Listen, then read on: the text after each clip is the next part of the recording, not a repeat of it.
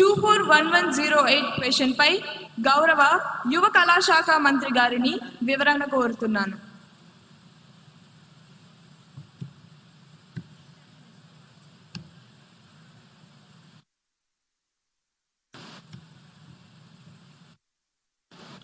అధ్యక్ష, గౌరవ శాసనసభ్యులు అడిగిన ప్రశ్నలు. మొదటి ప్రశ్న, ఒలింపిక్స్ 2036 కోసం రాష్ట్రం ఎలాంటి కార్యక్రమాలు లేదా ప్రయత్నాలు ప్రారంభించిందా? సమాధానం, ఒలింపిక్స్ 2036 పై రాష్ట్ర స్థాయిలో పరిశీలనలు మరియు జడ్జిలు జరుగుతున్నాయి. రెండవ ప్రశ్న, ప్రారంభించి ఉంటే వాటి కోసం ఎంత నిధులు కేటాయించబడింది? సమాధానం, కార్యక్రమ అవసరాలను అనుసరించి నిధుల కేటాయింపు పరిశీలనలో ఉంది.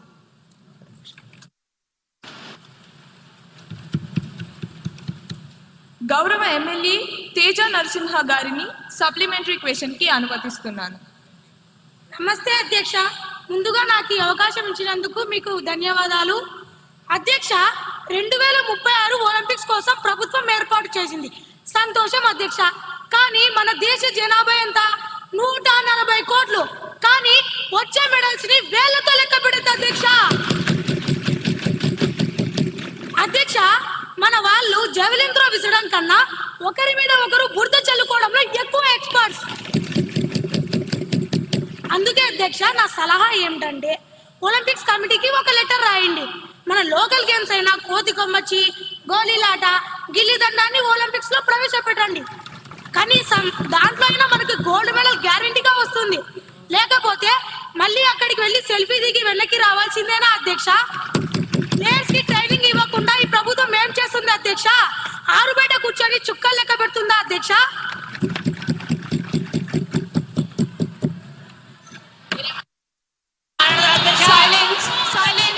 సభ్యులందరూ కూర్చోవలసిందిగా, ఈ సభా గౌరవాన్ని కాపాడవలసిందిగా కోరుతున్నాను. దయచేసి అందరూ కూర్చోవలసిందిగా కోరుతున్నాను. మంత్రి గారి సమాధానం.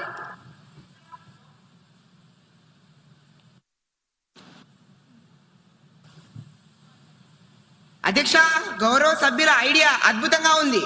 మన మెడల్ టాలీ చూస్తుంటే నాకు అప్పుడప్పుడు బాధగా ఉంటుంది. ఆయన గిల్లీ దండాన్ని అన్నారు అధ్యక్ష. నేను ఇంకోటి యాడ్ చేస్తాను అధ్యక్ష. ఒలింపిక్స్ లో మ్యూజిక్ చైర్స్ కానీ గోడలు దూకడం కానీ పెడితే ఆ విభాగాల్లో అన్ని మెడల్స్ మన నాయకులవే అధ్యక్ష. కుర్చీ కోసం మన పరిగెడుతున్నంత స్పీడ్ గా హుస్సేన్ బోల్ట్ కూడా పరిగెత్తలేడు అధ్యక్ష. జోక్స్ పక్కన పెడితే మా ప్రభుత్వం ప్రజలతో ఆడుకునే ప్రభుత్వం కాదు అధ్యక్ష, ఆడించే ప్రభుత్వం అధ్యక్ష, ఆరోగ్యాన్ని పెంచే ప్రభుత్వం అధ్యక్ష, ఆనందాన్ని పెంచే అధ్యక్ష. ప్రతిపక్షానికి వెటకారం, మాకు ప్రజలపై మమకారం. ప్రతిపక్ష వారికి సెల్ఫీలు ముఖ్యం, మాకు సొల్యూషన్లు ప్రాముఖ్యం. ఆల్రెడీ మా ముక్తి గారు, మా సవరణ అధ్యక్ష, మా ముఖ్యమంత్రి గారు ప్రకటించారు, ఒలింపిక్స్ లో పాల్గొన్న వారికి 50 లక్షలు, బంగారు పథకం పొందిన వారికి 7 కోట్లు, రజక పథకం పొందిన వారికి 5 కోట్లు, కాంస్య పథకం పొందిన వారికి 3 కోట్లు. మాది మాటల ప్రభుత్వం కాదు అధ్యక్ష, చేతల ప్రభుత్వం. మన క్రీడాకారుల నైపుణ్యం గల్లీ నుంచి ఢిల్లీ వరకు, ఢిల్లీ నుంచి ఒలింపిక్స్ లో మెడల్ కొట్టే వరకు మా ప్రభుత్వానికి విశ్రాంతి లేదని తెలుస్తున్నాను అధ్యక్ష. గౌరవనీయ స్పీకర్ గారు ధన్యవాదాలు తెలుపుతున్నాను. సభ్యులకు ఒక విషయం గుర్తు చేస్తున్నాం. 1900 సంవత్సరంలో పారిస్ ఒలింపిక్స్ లో live pigeon shooting, tug of war కూడా అధికారిక క్రీడలుగా ఉండేవి. కాబట్టి రేపొద్దున మన కబడ్డీ గాని ఖోఖో గాని ఒలింపిక్స్ కి వెళ్ళమని రూల్ ఏమీ లేదు. మంత్రి గారు, ఆ మ్యూజికల్ చైర్ ఐడియా చాలా బాగుంది. అది ఈ సభలో వద్దు, గ్రౌండ్ లో చూసుకుందాం. తదుపరి ప్రశ్న, తుఫాన్ సన్నాహాలపై మాట్లాడాలని కోరుతున్నాను. మీకు 3 నిమిషాలు ఉన్నాయి. దయచేసి సూటిగా చెప్పండి.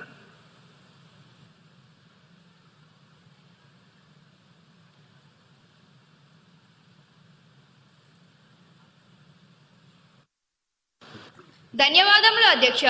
అధ్యక్ష, ప్రభుత్వం సెనియర్ తుఫాన్ అంటూ హడావిడి చేస్తుంది, మంచిదే అధ్యక్ష. కానీ నిన్న గౌరవ ముఖ్యమంత్రి గారు ఒక ఆజ్ఞ జారీ చేశారు, 7 రోజులు ఎవరు సముద్రంలోకి వెళ్ళకూడదని. అధ్యక్ష, నేను ఈ ప్రభుత్వాన్ని ఒక్కటే అడుగుతున్నాను.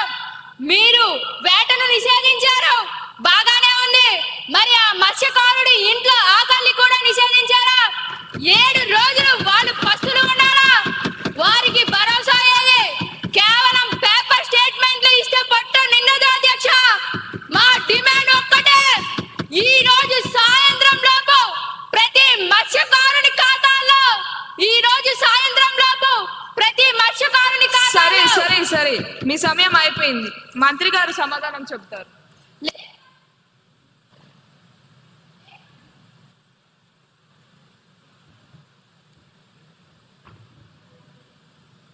మంత్రి గారి సమాధానాన్ని ప్రవేశపెట్టండి.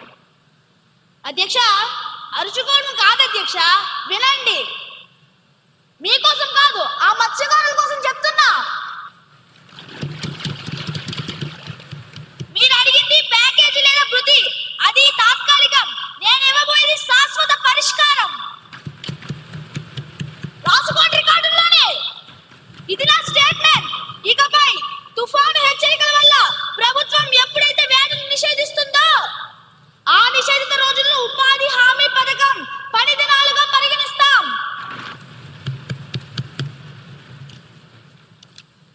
అంటే మత్స్యకారుడు ఇంట్లో ఉన్నా సరే ఆ రోజుకి ప్రభుత్వం అతని కూలి చెల్లిస్తుంది అధ్యక్ష.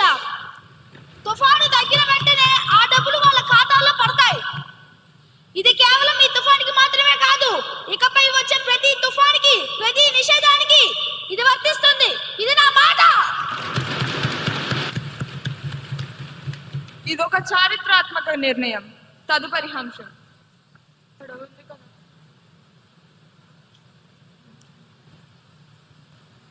గౌరవనీయులైన అధ్యక్షుల గారికి నా హృదయపూర్వక నమస్కారాలు తెలియజేస్తున్నాను అధ్యక్ష.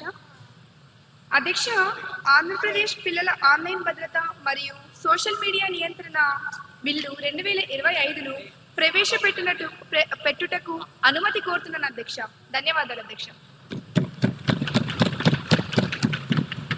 మంత్రి గారి ప్రతిపాదన సభ సమక్షంలో ఉంది.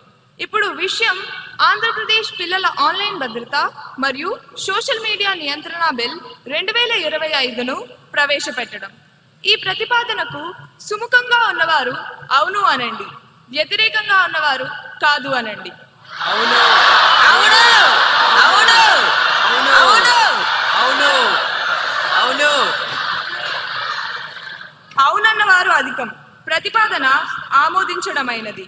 బిల్ సభలో ప్రవేశపెట్టబడింది.